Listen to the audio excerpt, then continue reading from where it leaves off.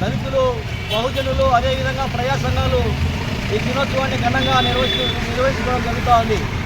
అందులో భాగంగా ఈరోజు కుమ్మనూరు అంబేద్కర్ విగ్రహం వద్ద దళిత నాయకులు ఈ కార్యక్రమాన్ని చేపట్టడం జరిగింది. ముఖ్యంగా ఈరోజు భారత రాజ్యాంగ దినోత్సవాన్ని ఈరోజు అందరూ తెలుసుకోవాల్సిన అవసరం ఉంది. ఆ రాజ్యాంగాన్ని ఇంకా ముందుకు తీసుకోవాల్సిన అవసరం కూడా ఈరోజు దళిత నాయకుల పైన ఎంతైనా ఉందని చెప్పేసి ఈ సందర్భంగా తెలియజేయడం జరుగుతూ ఉంది.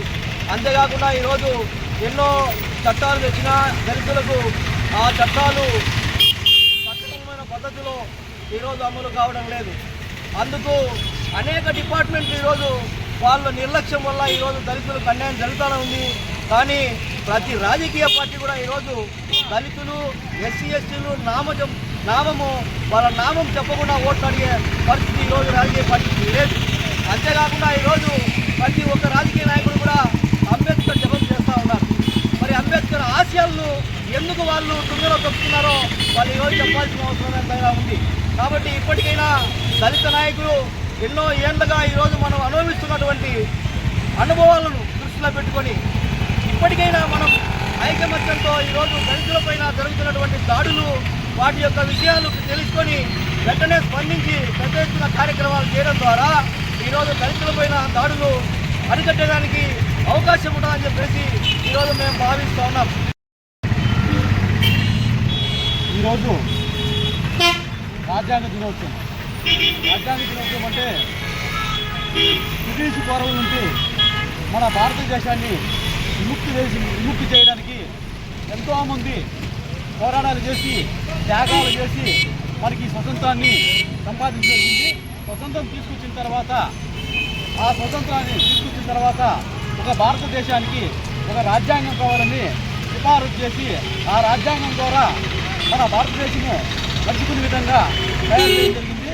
ఆ రాజ్యాంగాన్ని ఈరోజు మన ఆనాటి ప్రభుత్వం అయితే సిఫారసు చేయడం జరిగింది.